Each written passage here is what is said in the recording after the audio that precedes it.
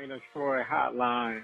Alicia, Michael, what's going on? We know you have takes. We have takes. I'm actually surprised that your rant line, rave line, whatever, isn't completely full. Why can't we just win a game? Can I blame Michael Castillo for this? Can I blame Bob Connolly for this? Could I put on a zebra shirt and just go out there? Scratch, claw, up against the wall. Can't explain what I'm feeling right now, guys. I can't believe it. Let's open up that race line! Woohoo! Oh, I can't believe USC is undefeated in the SEC. Wait, we're in the Big Ten. What's our record? Oh, no!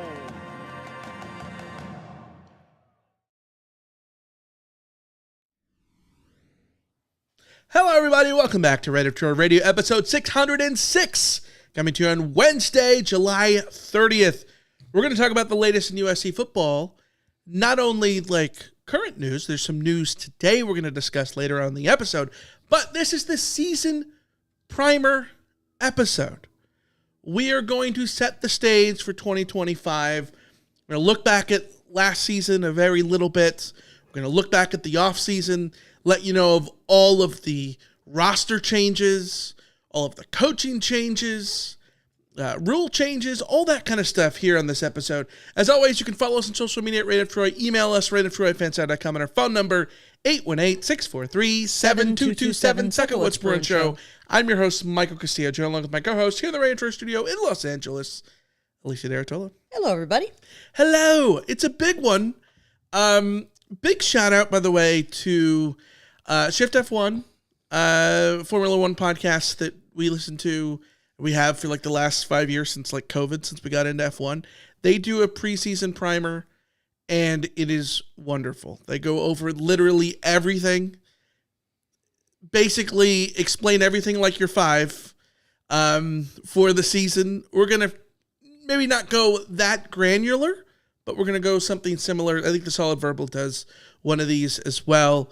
Everything you need to know going into 2025. A lot of people don't listen in the offseason.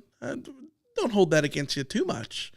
But now's the time to sort of lock back in. And remember, who's going to be the starting right guard?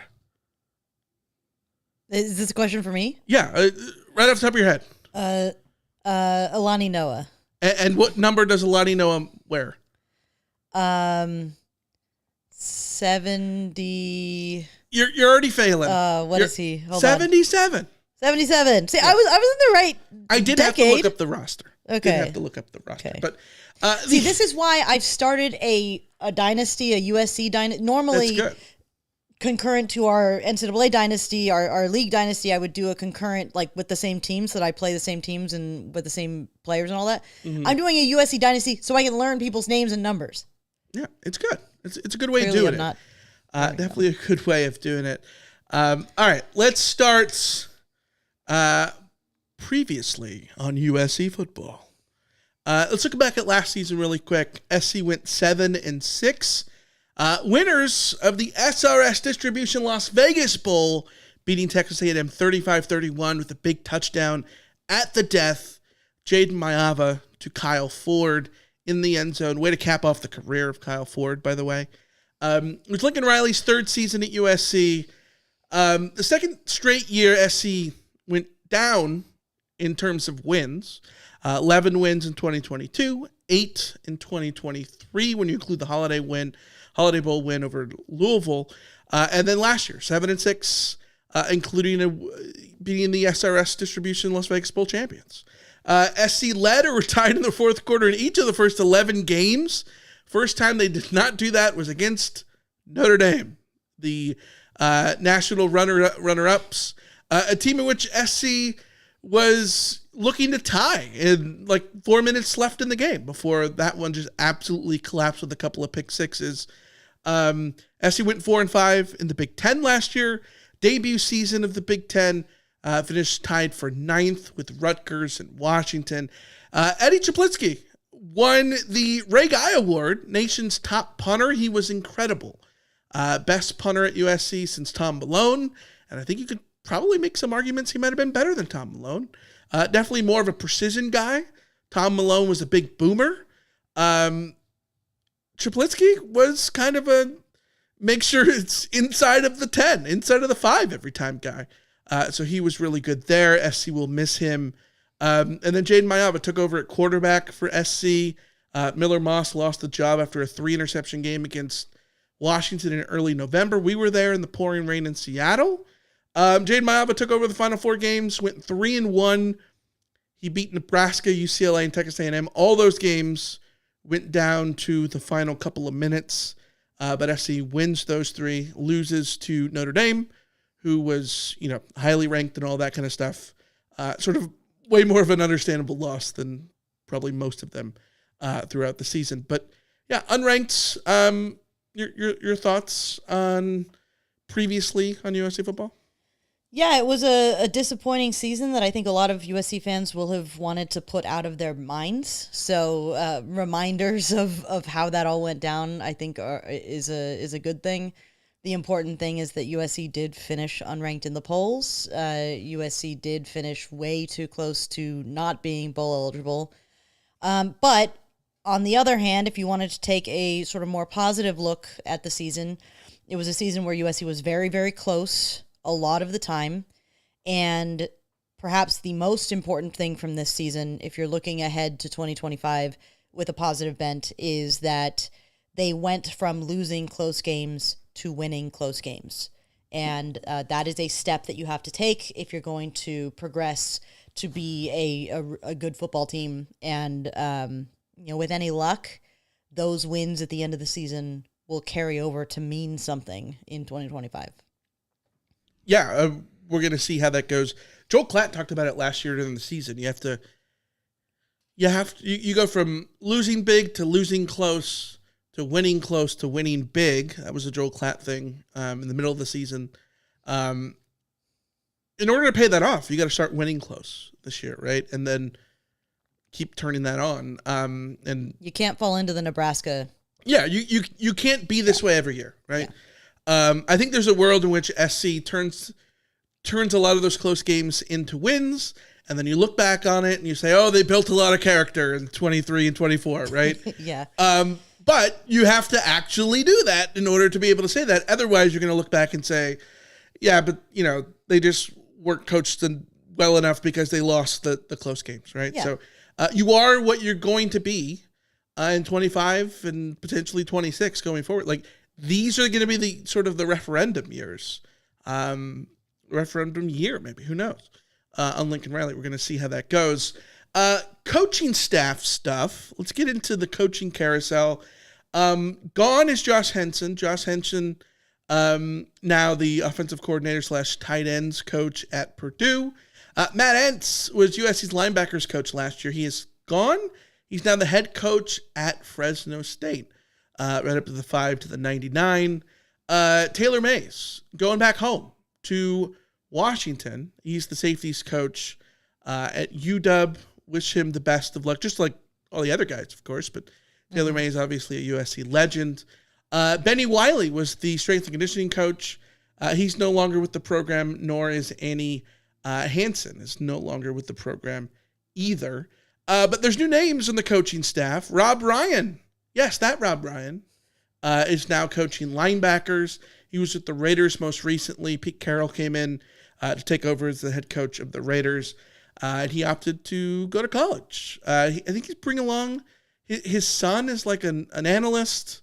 Mm-hmm. He talked about it when he got hired that like his dad, Buddy Ryan, arguably the greatest defensive coordinator in the history of the NFL, maybe, sort of allowed him and Rex to sort of, be football nepo babies. And it was one of the greatest things that helped him along with his career, is what Rob Ryan said. So he's doing the same thing for his son. I recommend Keely Ure did a not Parastyle podcast, Victory podcast with Chad Savage and Rob Ryan.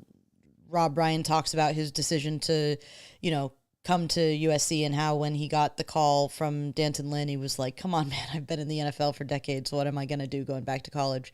Yeah. And that he was convinced by his connection to Danton Lynn and then his conversation with Lincoln Riley. So, it's a certainly an unexpected addition, but another one where it's like, man, USC really went out and just was swinging for the fences this year. Yeah. You mentioned Chad Savage. He comes in over from Colorado State, wide receivers coach. He is sort of like the Dante Williams type of guy who's great recruit whisperer in the LA area. We're going to see how that sort of pans out. I think that'll be really good for a lot of people who are, not happy that SC has sort of lost their traditional pipelines of Mater Dei, Long Beach Poly, etc. I think that'll be big there. Trevon Reed comes over as the corners coach from UCF. He's brought a player along with him. We'll talk about that later when we talk about transfers. Which, by the way, Rob Ryan, I highly recommend you just go listen to the Victory podcast. But Yeah. I think Rob Ryan was referring to Trevon Reed when he talked about how, before he even went to USC, he had been hearing from his buddies in the NFL, that this guy was an up-and-comer who you should keep an eye on. And then he gets back from a recruiting trip, and Trevon Reed is his DB's corners coach. So, yeah, very high praise from him for Trevon Reed as well. Yeah. Sort of all coming together on that coaching staff. Adrian Clem is the newest addition. This literally just broke today. Defensive assistant. He was the offensive line coach for the Pats, Steelers, Oregon, and, of course, UCLA. According to USCFootball.com, Clem was working with USC's linebackers during the media viewing period of Wednesday's fall camp practice. Adrian was available, and we had an open position, Lincoln Riley said. We were actively looking for someone with an offensive background for a defensive role, which is a little bit tough to find sometimes. He obviously had some familiarity with this place, and with people on our staff, we get a chance to connect with them, and it just made sense. Lisa, two thoughts here.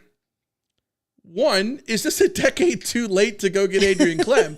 And number two, what are you thinking about the whole offensive mind for a defensive role kind of thing?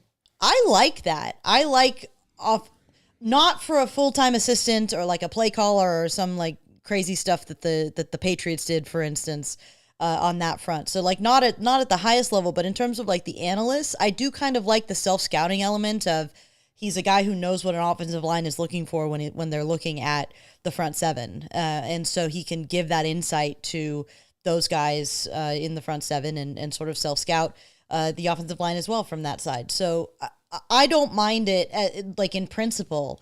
Like you said, it's a decade too late, but also, USC was linked to Clem at the time, and there were some, squicky issues with him. Recruiting issues. As far as recruiting goes. I think he had a show clause at one. A show cause. Yeah. Show cause. So it was always, he's been such a weird figure because we know he's an immense recruiter. I have always had skepticism about his ability to coach the offensive line position. But if he's not going to be USC's offensive line coach, then that's perfectly fine by me. Perfect. Great. Best of both worlds. You get him on staff, you get his eyes, and you aren't putting him in charge of your offensive line. Yeah, 100%. You mentioned recruiting stuff. SC has a completely new front office now, which is going to help with the recruiting. Chad Bowden comes over from Notre Dame. Jim Bowden's kid.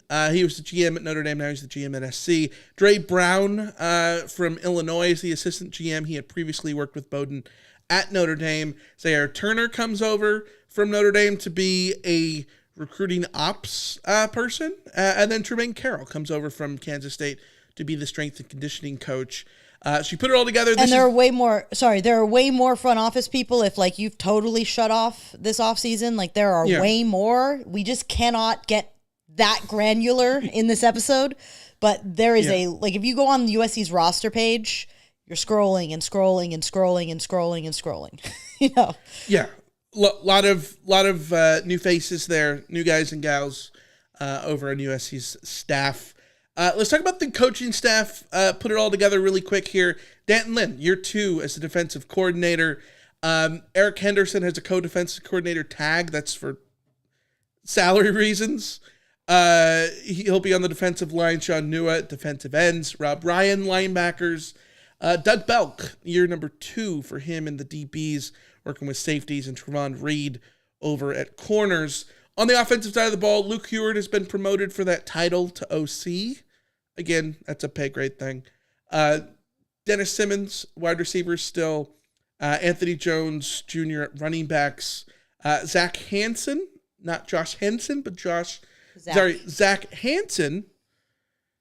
At least going forward, we won't have the mix-up anymore. Thank God. You just have to know Zach Hansen. Yeah. Zach Hansen is the offensive line coach. We survived Fala Nico and Nico Fala.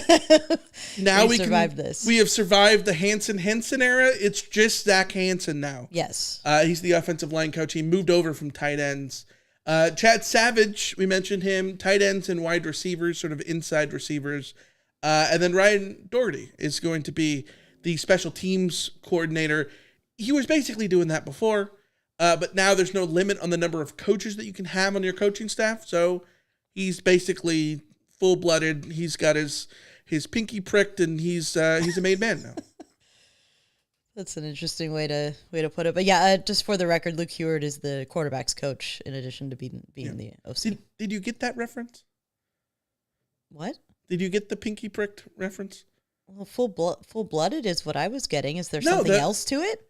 In the mob, when you're made a made man, they prick your finger. Oh, okay, I didn't know. Yeah. No. Anyways, let's talk about notable hires in college football. If you were under a rock, Matt Entz, we talked about, no longer at SC, spent a year at SC after being the linebackers coach, coming over from North Dakota State, where he won a national championship at the FCS as a head coach. He's on to Fresno State. I think it's going to be really fun to see what he can do there. Bill Belichick is at North Carolina. Dan Mullen at UNLV. Rich Rod back at West Virginia. Scott Frost back at UCF. Bronco Mendenhall at Utah State. He just keeps bouncing around from like school to school that are all sort of like-minded. They're all the same school, it's just different. Yeah. Jake Dickert at Wake Forest and Eddie George at Bowling Green. Today I learned. Yeah, wild. Absolutely. Absolutely wild that he, of course, is over at Bowling Green.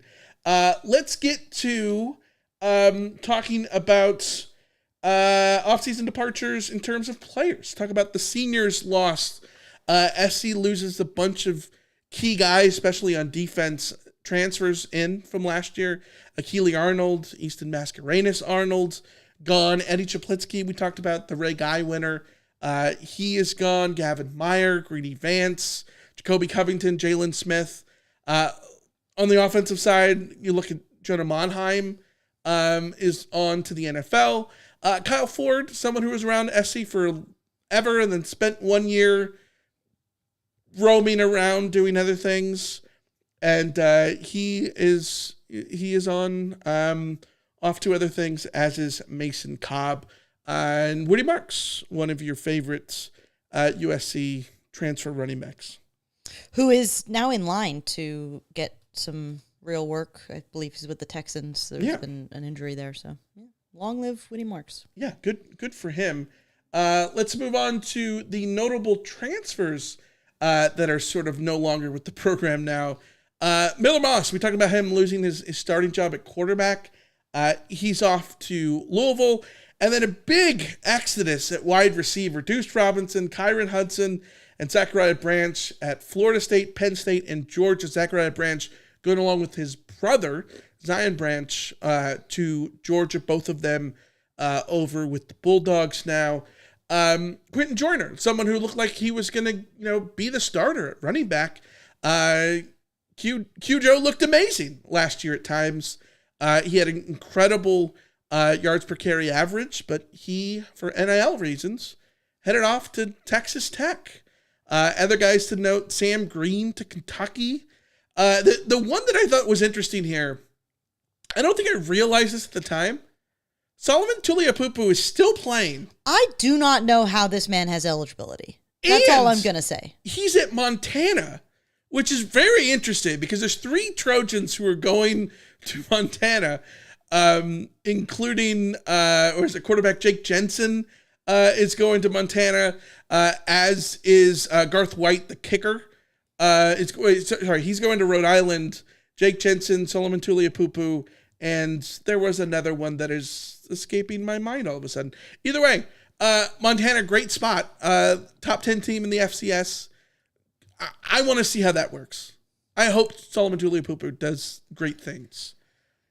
In Missoula. Wish him the best, for sure. I just still do not know how he has eligibility. Yeah. Brad in the chat says, who on this list will make the biggest impact on their new team? You have a thought there on the transfers go? I mean, Miller Moss is an easy one, but that feels like a cop out. I think that Emmanuel Pregnon is the one that USC will miss the most At by Oregon. far. Yeah. At Oregon. Bear Alexander also at Oregon. Bear Alexander, I will say this. He will either be all Big Ten or he'll make one start all year. Yeah. It's either or. It's either or. There's either no or. in between. Yeah. Absolutely no in between. Yeah, I have will similar shout out- thoughts about another USC player about that later on this episode. But yeah, I think Bear Alexander could be a big impact player for Oregon. Or he could just be nothing. I don't know. We're going to see. I'm going to shout out Deuce Robinson because I think that, Zachariah Branch at Georgia, we'll see how that goes. But Yeah. Deuce, I think, was really not far away from being really dominant. And Florida State needs that kind of playmaker. So he's the one that I'm sort of looking out for on the offensive side. Yeah, when it comes to Branch, I think there's a world in which Zachariah Branch puts everything together and could be the Heisman type guy that people talked about a year ago. But he kind of didn't have the sophomore year that people wanted to see from him. So what is more indicative of what his career is going to be like? Is it going to be the explosive incredibleness of his freshman season or his sophomore season? My take on this is that if he was truly that level of player, then we would already have seen it. I think he's going to have a Gary Bryant Jr.-esque remainder of his career. And I say that with all due respect because Gary Bryant Jr. was a contributing member of a really good football team, but not a star. And I don't know. I just Kyron don't Hudson, see it. if you will. Yeah. All right, let's talk about the recruiting class. SC's 2025 recruiting class ranked 13th by 24/7 Sports Composite. 17 signees, 1 5-star. That's Hassan Longstreet at quarterback. Big get for the Trojans coming in from Corona Centennial. 12 4-stars, 12 3-stars. The other big get, of course, defensive lineman Jakeem Stewart. Big Who's get. a 5-star depending on where you look, but composite 4-star. Reclassified. He's a year younger. At one point, he was the number 1 overall recruit in the 2026 class. Did not play last year for sort of logistical reasons, but a hell of a lot of potential. He could be a superstar at SC. A lot of comparisons to someone like a Leonard Williams. So I think it's going to be interesting to see how he fares at SC, especially in year 1. Yeah, I was sort of looking through the incoming class and trying to decide who I think has a real chance to start as a true freshman, and he is the one who stands out the most. I don't think there's the starting job is like going to part ways before him because there is a little bit of a logjam in front of him. Yeah.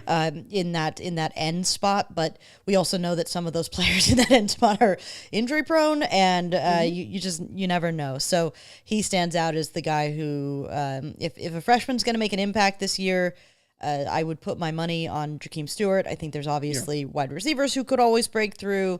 You never know when it comes to like to DBs or whatever, but yeah, that's the big one. Yeah, Jakeem Stewart's going to be wearing number 4 for SC, which of course gives SC the opportunity to have a 3-man front of all single digits on the defensive line. Which I low-key hate. Jaw Jarrett is 0. At 0. Cam Fountain is 1. Anthony Lucas is 6. Yeah. Keyshawn Silver is 9. Yeah. Yeah. I'm not the biggest fan. At the same time, Nick Perry looked awesome. He did.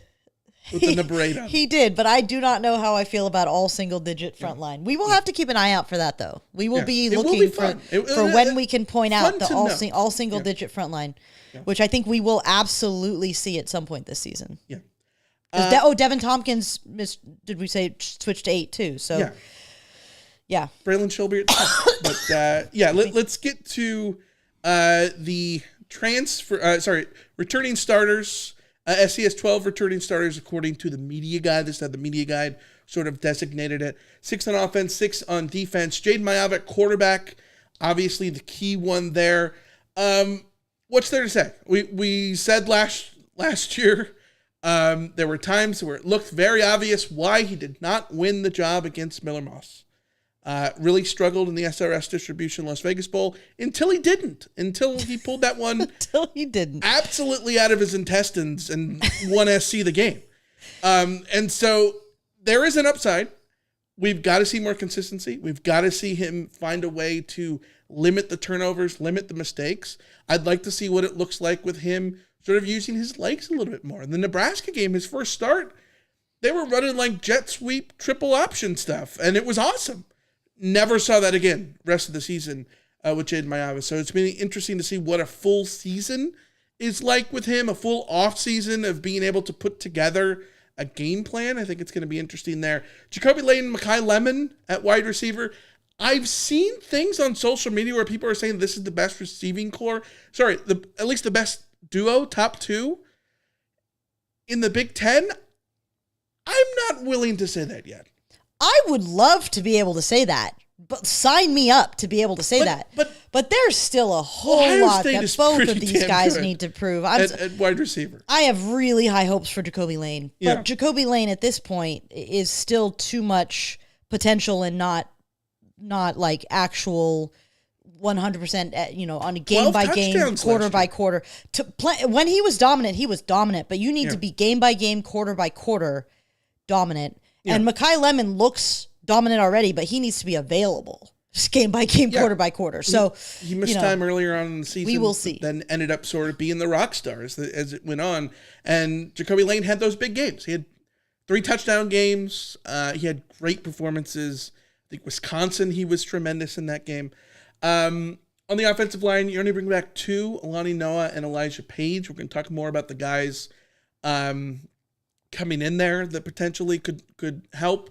But, when we're looking at the transfers lost, a lot of guys on the offensive line that SC could surely have used bodies with.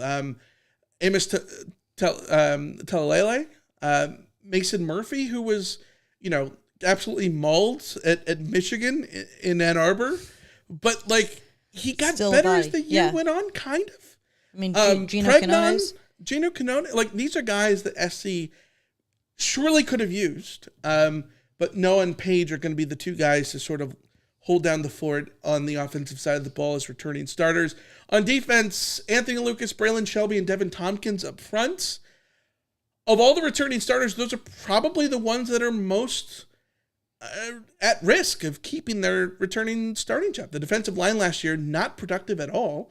USC's by the defense end of was last significantly better last year than the year before, but the defensive line is where you can improve, at least production-wise. By the end of last season, Cam Fountain was ahead of Braylon Shelby. I can't remember if Shelby was healthy or not, but Cam Fountain was definitely top of the pecking order, and I expect him to begin the season there as well.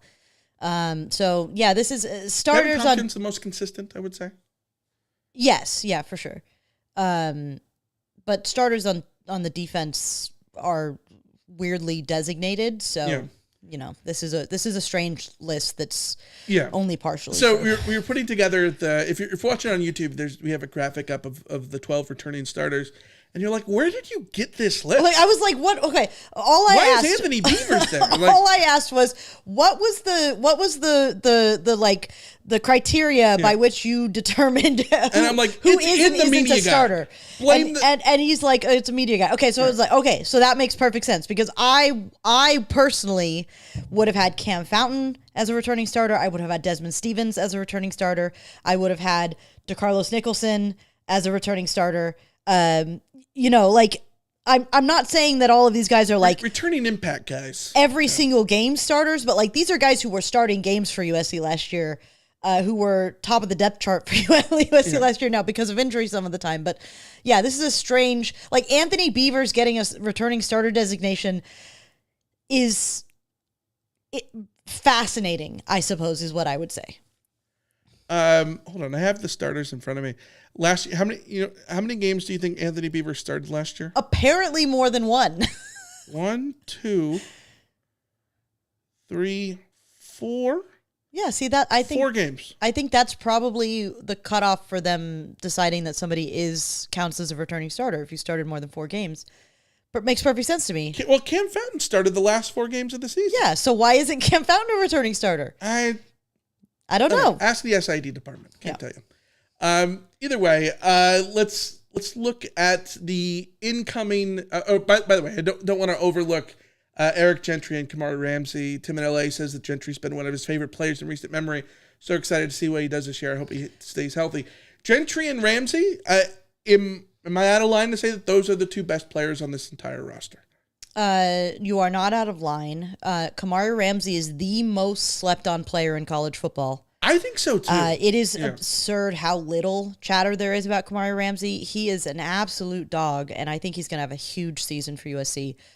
Gentry, I understand. Like, Gentry is just a unicorn. Who the hell knows what he's going to be able to unicorn, His giraffe, problem is staying whatever. on the field. But like, if he can stay on the field, he's a monster, and we have every reason to be incredibly excited to watch him play football. But again, I am treating him every second that he's on the field. I am treating as a cherry on top, as opposed to like my entree. So last year he led us in tackles for loss, even though he missed the last 8 regular season games, which is sad on a whole other level, but also speaks to like he was really damn good when he was available, and again, availability is the best ability. So we'll see. Apparently, he's wearing a new helmet this year. So, oh no, have you seen pictures of this? I have not. I just saw a tweet not talking about bullshit, is it? It's probably one of those, designed around concussions. Is it the Vices trench? The ugly ones? I mean, obviously, I hope for a nice, healthy brain more than anything, but but an ugly helmet. You can't stand those helmets. Oh, yeah. All right, let's talk about the notable transfers in. These are a bunch of guys who we expect to sort of have impacts here. SC's got a new quarterback in the transfer portal, Sam Heward from Utah. Depth guy. He'll be a depth guy. Much needed depth guy with a solid long streak behind Jade Mayava there. But I think the big names on offense to talk about are the running backs. Eli Sanders in from New Mexico. He was at Iowa State before that. Pretty good. Pretty good at New Mexico. And then there's Wayman Jordan, who the most anticipated JUCO transfer at USC You gonna say it? Is it Keyshawn? Or is it Isaac Whitney? Oh, Isaac! Don't say Isaac Whitney. Well, that's but to me, this is. I am scarred. You ruined my mood, Michael. I know, because I think Raymond Jordan is either going to be the running back. He's either going to be Keyshawn or Isaac Whitney. Yes. Yeah. Wasn't Isaac Whitney like an All-American JUCO guy? Yeah, he was huge. Yeah. Yeah. Morgan Breslin, great JUCO player, but I don't think Morgan Breslin was much value. I don't think we were talking about Morgan Breslin coming in the way that we are talking about Wayman Jordan now. Wayman Jordan won the national championship last year at Hutchinson Community College in Kansas. We're including him on the transfer portal thing and not the recruiting class because his impact is going to be way more in line with what the transfer portal guys are going to be. And he's already played college football, even at the JUCO level. First team All-American in the NJCAA. Led the nation in rushing yards per game, and touchdowns. I think he was like 4th in yards per carry. He makes me drool. He's really damn good. Mm-hmm. He's really damn good. Where's the number 2 at running back? At least we know he's really damn good from a from a JUCO perspective. We do not know how that's going to translate to FBS level, so trying not to get too ahead of ourselves. Right. But the expectations for him are sky high and for good reason.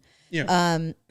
SC's had great success bringing in transfer running backs even before Lincoln Riley, to be honest. I mean, with Keontae Ingram in 2021 was really damn good.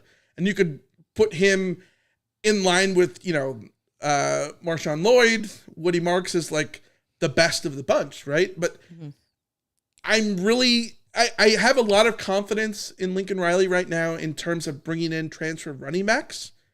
And so the combo of Eli Sanders and Wayman Jordan is very fun sounding. It sucks to lose Quentin Joyner, given the promise that we saw from him a year ago. At the same time, Eli Sanders and Wayman Jordan sound great. They both have, they come highly praised for what they are. See, here's the thing, though. Like, Eli Sanders was supposed to be the Woody Marks, the Keontae Ingram, the, long list of transfer running backs who come to USC and then Travis are Dye, absolute dogs at USC. I kind of feel bad for him because Wayman Jordan has sort of taken his shine. But I'm fascinated by the running back situation here because, we've seen under Lincoln Riley and under Tony Jones, the running backs coach, like, they're not a running back by committee kind of guys. They're one solo guy who's the guy. And I don't know how that's going to work necessarily with these two, RB1 type the 1-2 type punch. Backs. Yeah, I would love a 1-2 punch personally. I love Lisa, nothing more. You don't have to hope. Eli Sanders is number 1 and Wayman Jordan is He's number 2. 2 On their jerseys. It's a 1-2 punch. Yeah. My auto subs in College Football 26 are set to like 199 for taking running backs out. So give me both of them. But I don't know. We're gonna see. This is one of the more intriguing pair of rosters that are going to come in and compete for the same spot, and I'm not sure that both of them can eat at the same time. Yeah, and SC lost a bunch of receivers. They do get in guys who I think that don't have the high profile of elite blue chip talent that Deuce Robinson, Zachariah Branch had.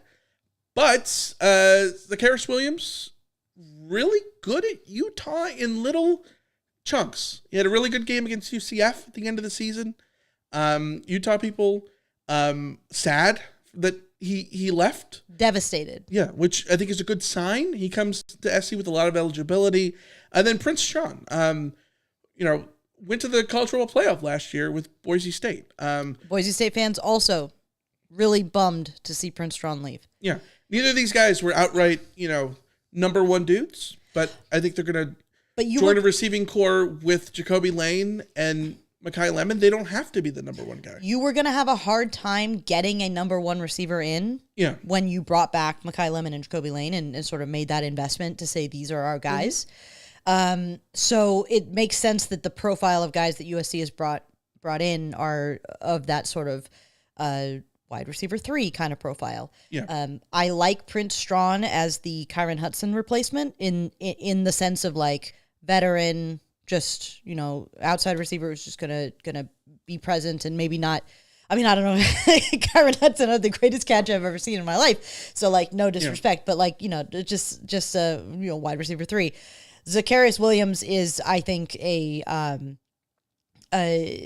potential star for USC. And if he doesn't work out, then that's really no skin off USC's back. It's not like USC is going to rely on him being, the big man on campus. So it's sort of a perfect situation for him to come in. And if he does turn out to be really, really good, then A+. Mm-hmm. If he turns out to be a nothing burger, then it's not that big a deal, actually. Yeah. I think it's going to be really fascinating to see sort of how that comes together. On the offensive line, you got John Ray Reed, big get from Syracuse. Syracuse people not happy, which is a great sign. You want other people to be happy. Can I say one thing about John Ray Reed? Go for it.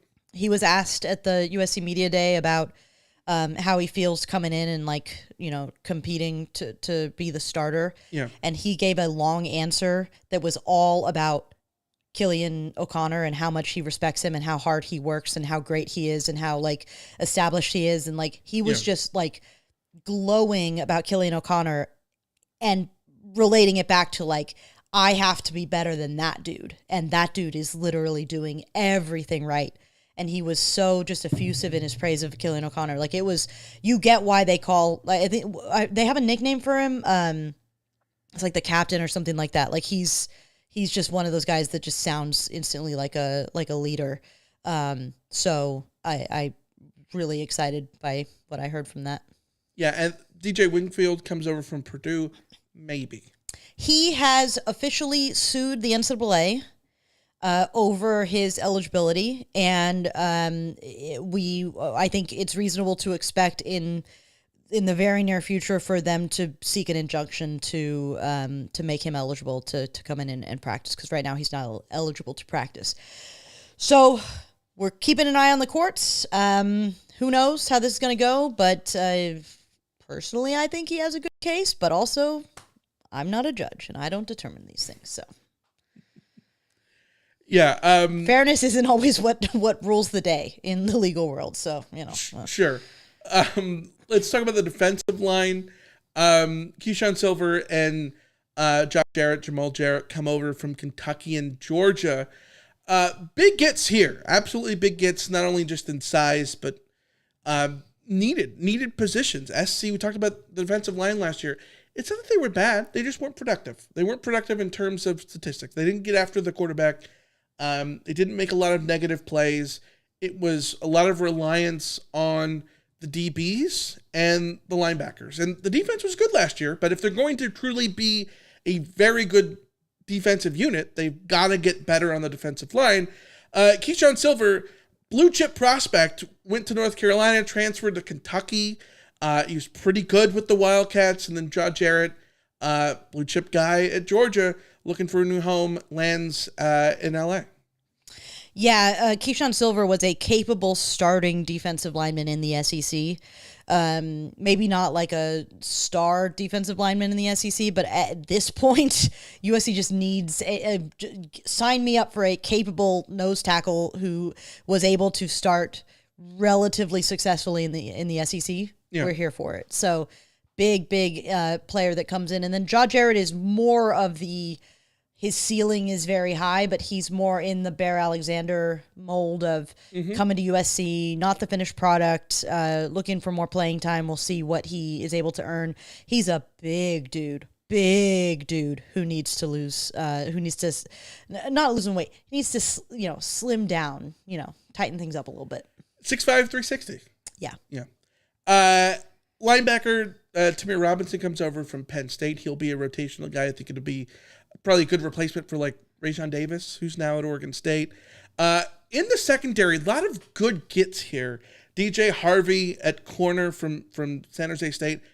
A lot of high praise for him. I did look for an image for him in our thumbnail on YouTube.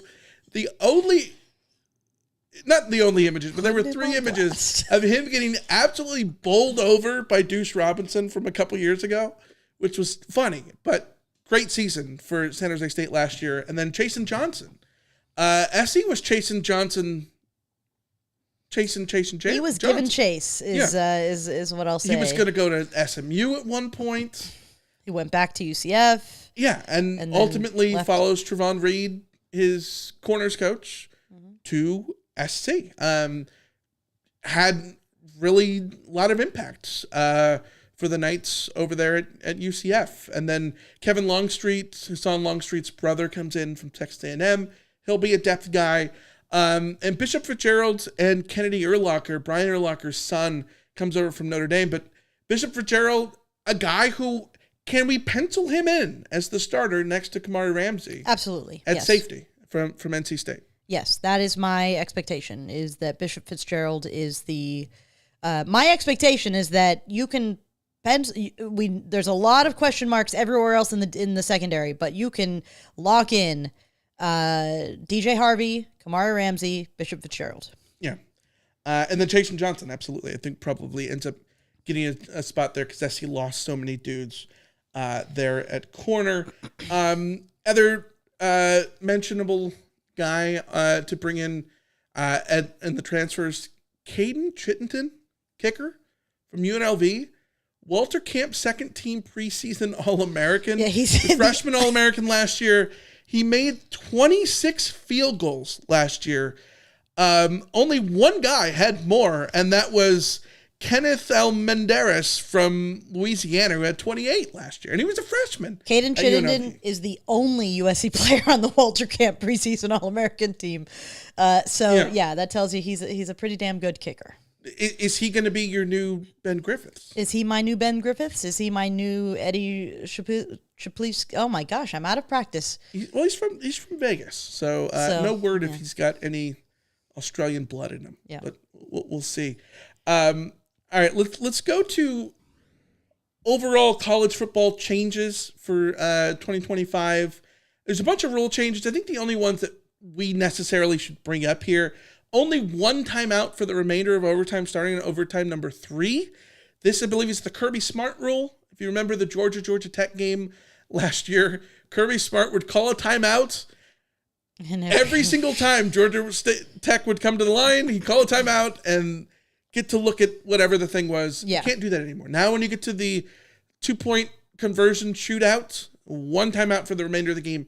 Good rule. Yeah. Good rule. Refs will no longer say stands or confirmed when they're talking about reviews.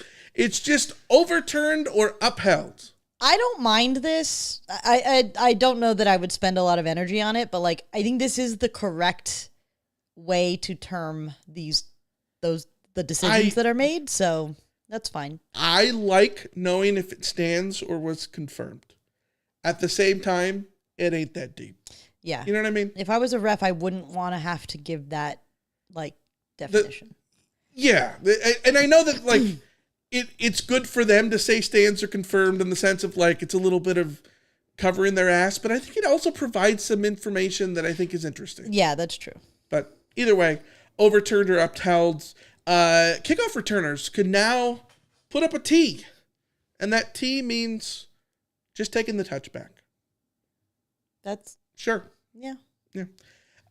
Brandishing a weapon now considered one of the criteria bullet points under unsportsmanlike conduct. Do you know if when they said brandishing a weapon, did they clarify specifically the sword thing? I don't know about the sword thing. Because the sword thing is going to get people Everybody does in the trouble. sword thing. Everyone does the sword thing. Yeah.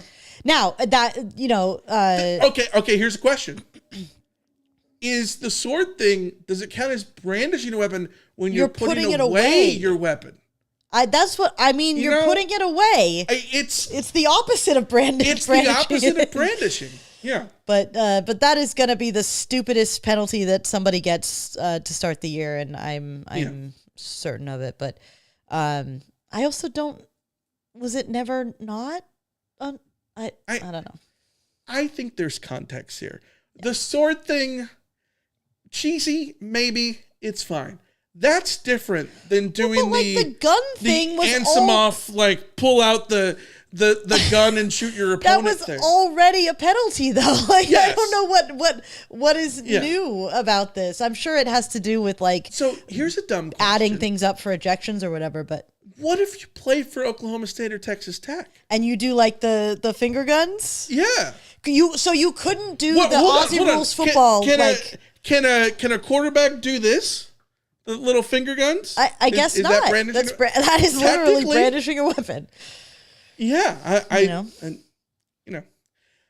think context matters here, right? Yeah, but I'm not going to rely on refs to use their good sense to determine these things. So. The Dan Lanning rule is now in effect in the final 2 minutes. A 12-man penalty on the defense penalizes the defense 5 yards. The offense has the option to reset the clock. There is a little note here that it doesn't apply if the 12th man is running off the field, which is more of a procedural thing, right? Like that's not doing it to get an advantage per se. But I wonder if Dan Lanning looks at this and like, okay, so then if we just slowly do our substitution, we can still get this to not have to reset the clock. But they still get penalized the 5 yards. It's just the clock thing. So, 2025 will be the final year of the Pac-12 bowl tie-ins. I have to say, I am looking forward to 2026 just for clarity. Yes, because who the hell knows right now? Where is SC going to go bowling? If they don't go to the playoff, they will go to the Alamo Bowl, Holiday Bowl, Vegas Bowl, Sun Bowl, LA Bowl, or Independence Bowl. After that, who knows? Yep. Who knows what it's going to be like next year when all the bowl tie-ins will be redone, which honestly is a good time because there's a lot of teams changing conferences for next season. So next season makes the most sense to redo the bowl tie-ins then. There are 2 new schools in college football in FBS. Delaware, the Blue Hens. Quick, name a Delaware Blue Hen. Should I know a Delaware? Joe Flacco. Oh, okay. Joe Flacco. Yeah, good for him. And the Missouri State Bears.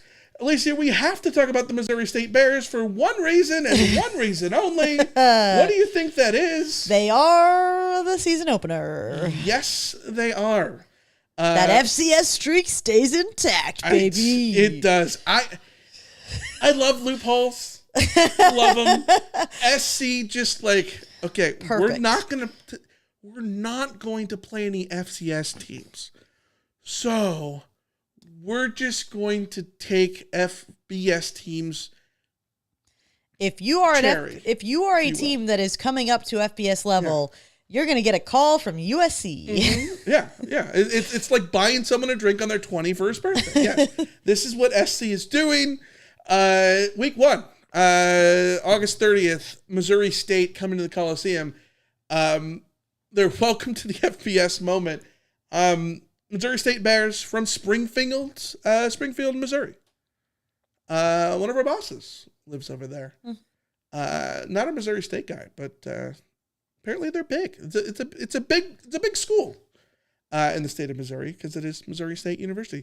Hey, in a certain video game league of ours, we have a buddy who went to Missouri State and who captained Missouri State to a season opening win over USC in a video game. In a video game, yeah. Week 2, September 6th, the Georgia Southern Eagles coming to the Coliseum. The Helton Bowl, baby. Clay Helton coming to the Coliseum. I am so bummed that the Ole Miss game got canceled because it was going to be SC facing Clay Helton and Lane Kiffin this year. Mm-hmm.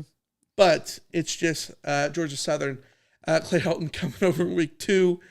Week 3, SC goes at Purdue. My nightmare, my living nightmare for the rest of the summer is going to be just like waking up in a cold sweat after imagining what my life will be like on September 6th if USC doesn't blow the crap out of Georgia Southern. Not even just like loses, but like doesn't win big enough. Our season predictions episode will be next month, but I'm just going to throw out a prediction right here. I think the game will be close at one point in the game. It will absolutely be one of those stupid September 6th. There will be a weird first quarter or second quarter or something like that. Halftime, USC's up by 6. It feels like it, right? Yeah. It feels like it. I think SC wins the game, but like there will be something to drive people insane in that game. Yeah. Georgia Southern looks pretty good. Like they're a pretty good team. So, because Clay Helton is a bad coach. Oh God, here we go.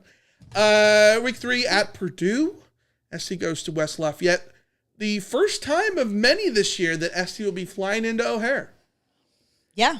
At Purdue, September 13th. That one's also a scary, like USC might be trailing at halftime, and it's going to be a little bit nervy.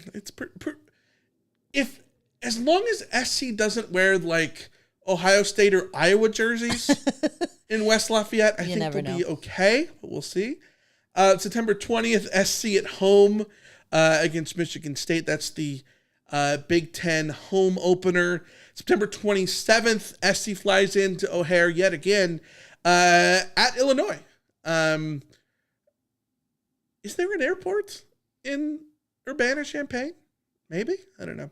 Either way, the fans will be flying into O'Hare and Midway for sure. October 11th, SC hosts Michigan coming to the Coliseum. I should have looked this up. I don't remember the last time Michigan came to the Coliseum. Probably like the 50s or something like that. So that will be super fun. October 18th, SC goes back to...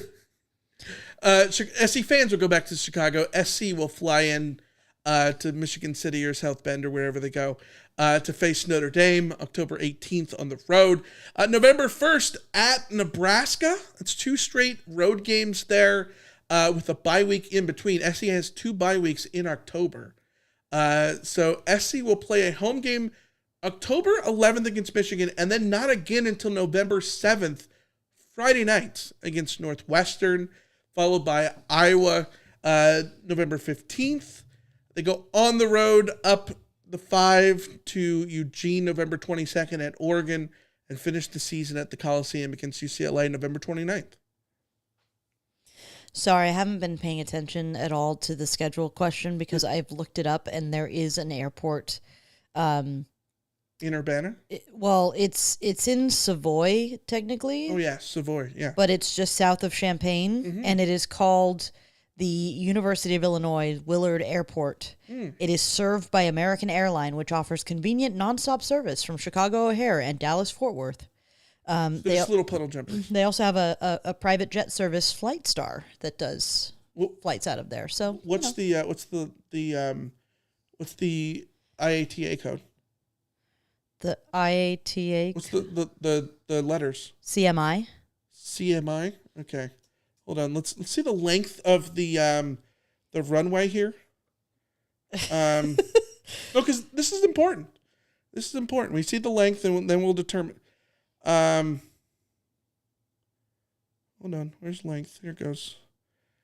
It looks like it is literally 10 minutes from the university. The 14L32R, 8,000 feet. I think that's long enough for a 737. It should be able to fly in there. Well, we'll have to ask our sources where they flew into when they. Somehow, I don't think that USC will be staying in Champaign. Where are they gonna stay? Have you seen the middle of Illinois? There's nothing there. That's a good point. I thought there was something bigger near. This is Illinois. There's Chicago, Urbana, Springfield, Peoria, East St. Louis. Like that. That's how it works. Bloomington is an hour away. No. Bloomington normal. Yeah. That's where Illinois State is. Go Redbirds. Yeah.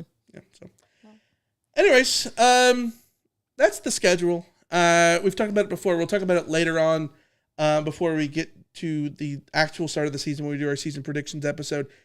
It's a schedule that is manageable for SC. And all things considered, SC is two of the toughest road games in the country at Notre Dame and at Oregon. Two teams that'll probably be ranked in the top 5, and two teams that absolutely just assume that they're losses until SC proves otherwise.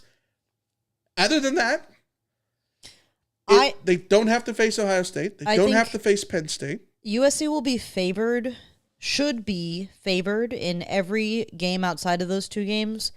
At Illinois, they might not be. Michigan. I think Michigan at the Coliseum, depending on where Michigan's at coming into that week. I think they will be the underdog going into. You think so? You Illinois. think 4-0 USC is going to be an underdog at home to Illinois? I think they could be. Depending on how Illinois I don't know what Illinois' schedule. Illinois is going to be tough. That's a really tough game. Oh no, I don't. I think that's going to be an extremely tough game, but I also think that a 4-0 USC will be sort of picking up some vibe. Like USC will be ranked by then. See, the thing is that Illinois will play Indiana the week before USC. So like, if they've beaten Indiana and Duke, then yes, I could see them being favored over USC. But if they lose to Indiana, you never know. We'll see how it goes. All right. Last things before we get to the mailbag and wrap this thing up. Welcome to the 2025 season. If you're new with us, you've never watched us before, never listened to us before, here's how it works. We have 3 episodes. 3. 1, 2, 3. In the middle of the season, per week. Mondays are our Fallout episodes on games. That's where we're going to look back at games, open up a big mailbag, talk to you guys about what happened in the week before. Wednesdays are our game preview episodes. Mondays, 4 p.m. Live on YouTube. Wednesdays, 4 p.m. live on YouTube, game preview. We're going to be looking at the upcoming game and talk about it. Who's going to win? SC and whoever they're playing. What are the big matchups? All that kind of stuff. Saturday nights, after games, We're not going to games this year, which means we'll be able to do the CarCast immediately after, about 15, 20 minutes after each game. We're going to do our post-game reaction shows, which are called CarCasts, as always. Everybody loves those, apparently. They're everyone's favorite episodes. They get the most views and listens and all those kind of things. Most bang for your buck. Yeah.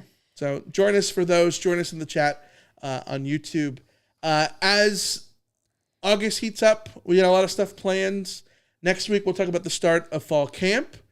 We're going to have an audio-only episode that will drop August 11th, where we're going to talk with our friend Jake Merrifield of the What's Bruin Show. We're going to do sort of a crosstown preseason pod. So check out that. That'll drop August 11th.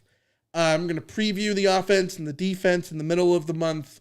And then August 25th, the season predictions episode, leading into August 27th, the USC Missouri State preview, Wednesday. And that's when we get sort of locked and loaded with, the season, if you will. So Lights out and away we go. yeah, absolutely. Let's get to the mailbag and then wrap this thing up. You've got mail. All right. Tim in LA sends a message in the chat on YouTube. If you're in charge of the rules community with unlimited power, what's the first change that you make?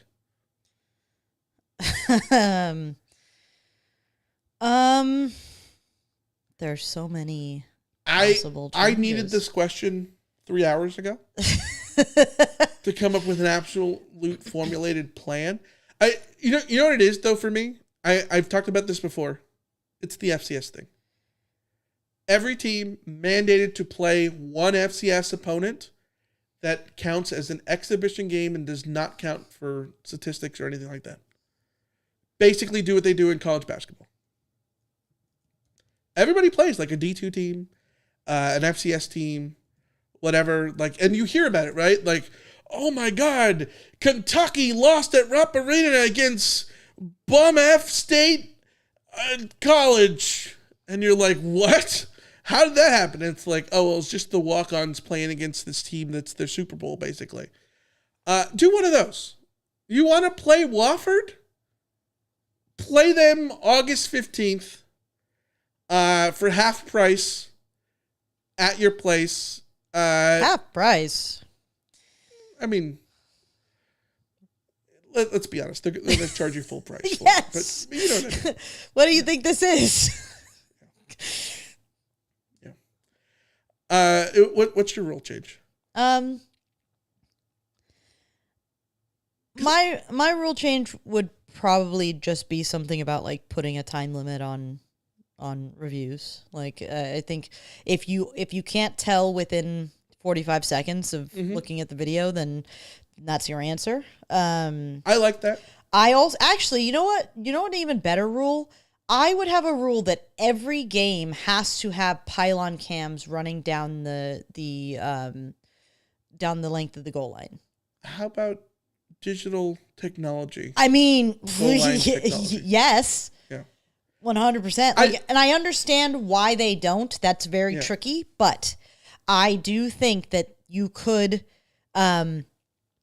if you put a chip in the ball and we're able to map the ball the way that they are able to do in tennis or in soccer and know for a fact that the ball has broken the plane of the goal of the end zone, and then by sight you could determine possession or not, and that's still going to be up for grabs, but you can say with absolute certainty that at this frame of this video the ball has crossed the line, and so then the only question is, did he have possession? Right. I think that would be I think that's doable. If they want to make it work, it can work. They really can. But I also think that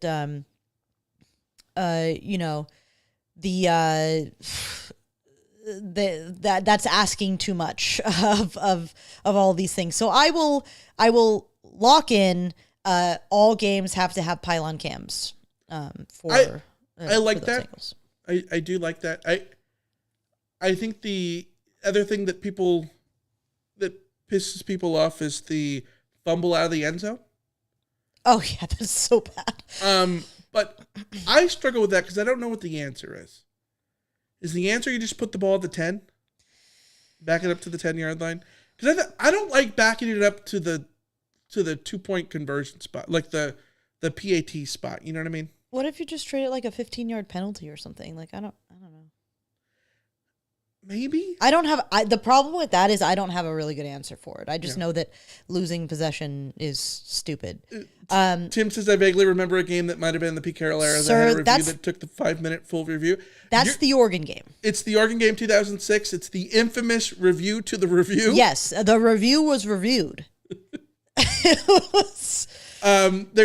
I think there's a great clip on YouTube of Pete Carroll yelling at Mike Bellotti, F you, F you, F.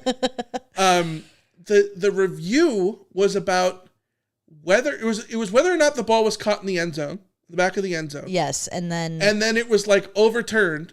But then Bellotti, I think, reviews it because he's like, there was a pass interference and the ball was tipped. Can you review the tip or something? Yeah. Something. Or it was somebody stepping out of bounds, or a tip, or something like that. One or the other. To see afterward, was it tipped? Something like that. Yeah, and it was a review to the review. It was like 15 minutes. In my mind, it's 15 minutes. Yeah. And 15 minutes while you're waiting for a football game is like 30 minutes. A long time. Yeah. So. Yeah. All right. Email from Tony in Denora, PA. Alicia, Michael, this is Tony from the Denora, PA. Hope you guys are having a great summer. It's been hot back east, but I'm not complaining too much. It always beats 20 degrees and the snow. Fall camp is here. Can you believe another offseason's come to an end? I caught Lincoln Riley's press conference at Big Ten Media Day. I'm not liking the sound of us continuing the SC versus Notre Dame rivalry. Yes, he said that's why he came for SC for games like that, but he also mentioned that it must fit into what's best for SC. That didn't leave a lot of confidence in the rivalry continuing. We'll leave that for another day. First official practice is tomorrow. Let's go fight on, Tony from the Denora, PA. Yeah, Tony, I'm with you. I do not have a ton of confidence in Lincoln Riley and his they put the onus on Notre Dame a bit. Assertion that he truly does want to play the game. No, he put the onus on the playoff. Like, it's very clear that short of the automatic bids for the conferences for the college football playoff. Well, if not for this, how can we possibly play them? I mean, I think it's we'll just have to wait for that. After that, then we'll really find out how much Lincoln Riley wants to play that game. Yeah. All right, last thing, really quick before we move on, and see you next week. We did get a Discord message from Tim in LA from last week. He said, I couldn't type my question fast enough at the end of the podcast on YouTube. For your fans who are not European soccer fans, can you put the Chelsea win of the Club World Cup into college football terms? Alicia, I put something together and I've never been happier with my response here. Like, this just feels right to me. So I will just read you my response. I said, this is not a 1-for-1, obviously. But let's say that there was a second playoff, strictly of national and conference champs from the last 10 years. But due to limitations of the number of teams that can qualify per conference, Georgia, which is Liverpool in this instance, does not qualify out of the SEC. But LSU and Alabama does because they won national championships first and therefore qualified first. Alabama, which is Manchester City, and Clemson, which is Real Madrid, they sort of dick around and they lose during the tournament. But LSU, Chelsea in this case, wins the title over Ohio State, who's PSG, and declares themselves the world champions, rightfully. LSU, this team everyone suspects is not really the best team on paper, rightfully claims their crown because their path to the title, despite it being easy, they had to beat Boise State, which is Benfica, UCF, which is Palmeiras, and Tulane, which is Fluminense. They utterly destroyed Ohio State, PSG, in the title game, 31-0. That's despite them being 20-point underdogs. So, yes, LSU, Chelsea, world champions, undoubtedly. Meanwhile, Georgia, which is Liverpool, sits at home saying the whole thing's bullshit and irrelevant because they weren't invited. There you go. There's the analogy. It's a good analogy because Thank you. it does Appreciate speak to, is it a legitimate achievement? Yes, it's a legitimate achievement. Thank you. Because we're recording this. I appreciate it. because you had to win those games and you had to win a really tough game at the end. Right. It's also a legitimate comparison because it does well to display how there were serious power teams that were not involved in this tournament for arbitrary reasons. And the arbitrary reason is that you didn't win. You didn't qualify. Is limitations on the number of teams that can qualify per conference. So the literal champion of the Premier League twice in the 4-year period doesn't get put in because they won the Champions League 5 years ago. And Chelsea won the Champions League 4 years ago? Yeah. So Liverpool is undoubtedly a more accomplished team than Chelsea at this stage, but Liverpool gets left out for arbitrary reasons. This is so good because we have screens in front of us. She can't see me right now. What are you flipping me off or something? No. Yeah. Even better. All right. That'll be it. That's the we episode. should, Michael, for I think future Chelsea wins in a landslide. Thank you. For reference, for future reference, we should put all of our discussions about anything that's not college football into college football terms. We should always be thinking about that would be great. Yeah. So Liverpool being Arsenal close getting to Gyökeres. signing. Is that Wayman Jordan? Actually, that's a really good pull. Yeah. Right. Yeah. Yeah. Yeah. I think so. Yeah, I like that actually. All right. What were we going to say before I was just going to say, Liverpool has had an incredible transfer class. I can't remember who's had USC's 2022 transfer class. That's what Liverpool has done this summer. Allegedly, we'll see. West Texas Mike asks, why did I think this is a Thursday show now? Probably because we haven't done it on Wednesdays like we were supposed to. For reasons. Hey, we only did one Thursday this month, and that was because Media Day, technically, SC's media availability was on Thursday last week. So that's why we did it Thursday. But it's a Wednesday show, baby. Monday, Wednesday, and post-game. That's our schedule. Going forward, we will more or less be Monday, Wednesday. I will say that the Monday YouTube shows will not start until the middle of August. There you go. So, yeah. Not until August 18th will we do a Monday show, but Wednesday shows throughout. Yeah. In perpetuity. Yes. Yeah.